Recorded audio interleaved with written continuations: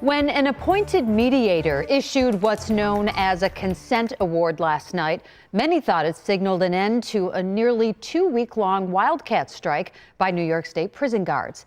Good evening, I'm Mary Alice Demler. Scott is off tonight, but those corrections officers continued their walkout at state prisons all across New York and say their strike is far from over. We get more now from 2 on Your Side's Dave McKinley at the picket lines.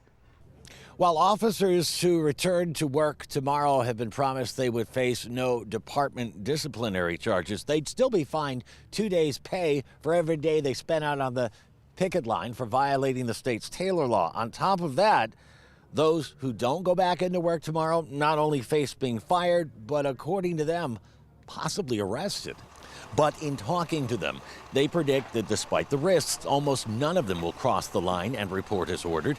And during an impromptu speech outside of Attica today, they were encouraged to stay out.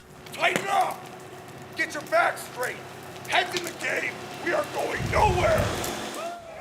They call the agreement reached through a mediator a slap in the face, claiming it does nothing to address the root causes of their complaints, like the HALT Act, which limits the consequences for inmates who act up or even assault them, which they say has emboldened them to become more violent, not only toward officers, but fellow inmates as well, thus making their jobs even more dangerous. They also say if they go back in, they will still face the staff shortages that have seen them be mandated to work double or triple shifts. And while they could get a bit more compensation for doing that, it would only be for a month. And they say it's not worth the toll the job conditions have taken on them and their families.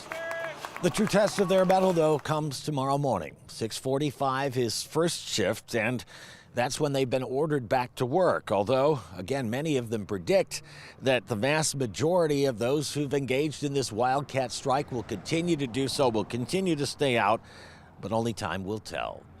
On Your Side at Attica, Dave McKinley, Channel 2 News.